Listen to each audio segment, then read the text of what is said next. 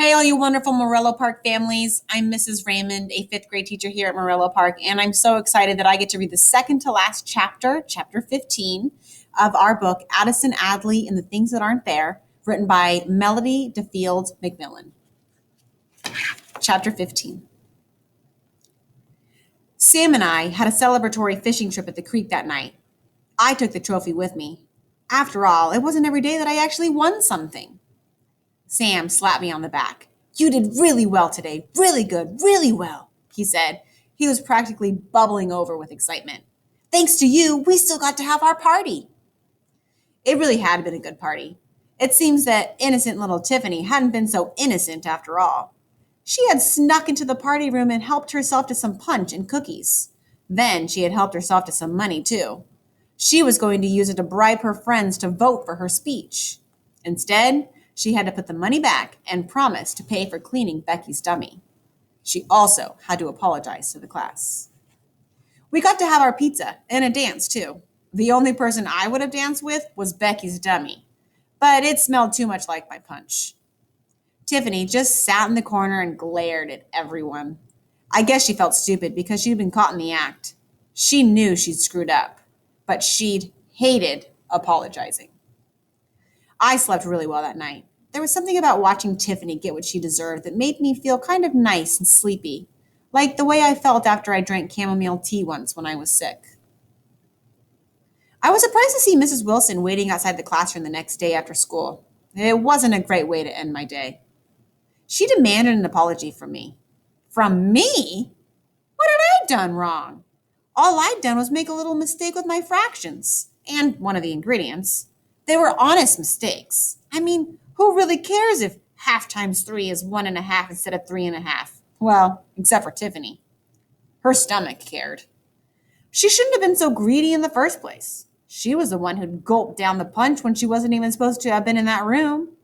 It wasn't fair that I had to apologize. "Well, we're waiting," Mrs. Wilson said, tapping her big foot in its pointed brown shoe. Tiffany had popped up beside her. I swallowed hard and stared at Mrs. Wilson's big foot. I thought about her sitting at the table in the astronomy club room, tapping her big hand before she voted for the new positions on the board. I thought about black holes and wormholes and things that weren't there, like how I wished I weren't there right then.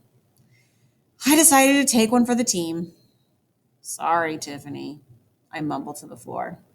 Tiffany smiled, a slow, sweet smile. "What was that?" she asked. I cleared my throat and said it again. "Sorry." "And here," I said quickly, before I changed my mind. I pulled the favorite speech trophy out of my backpack and shoved it at her. "You take this. You deserve it." It was just a dumb cup. I didn't need it. I knew I had really won the competition. Sometimes you've just got to do what you've got to do. "Well then," Mrs. Wilson muttered, not knowing what to say. She smiled at me. A real smile. Not even a fake one. Tiffany's face lit up like a lamp. For a second, just one tiny second, I kind of felt sorry for her. She really wanted that trophy. It must have meant a lot to her.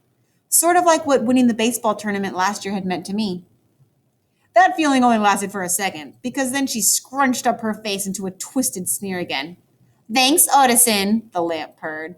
"I'm going to go home and have a victory drink in this with some real punch. Victory. You don't know what that word means, do you?" she whispered to me as she strode away. Victory. Oh yeah, I knew what that word meant. It was sweet. I thought of Tiffany heading home with her trophy.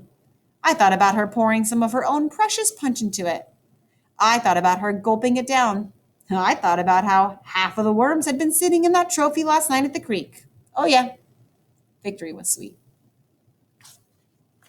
And that was chapter 15. Well, I hope you're enjoying this book as much as I am. One more chapter to go. Thanks so much for listening. Bye, everybody.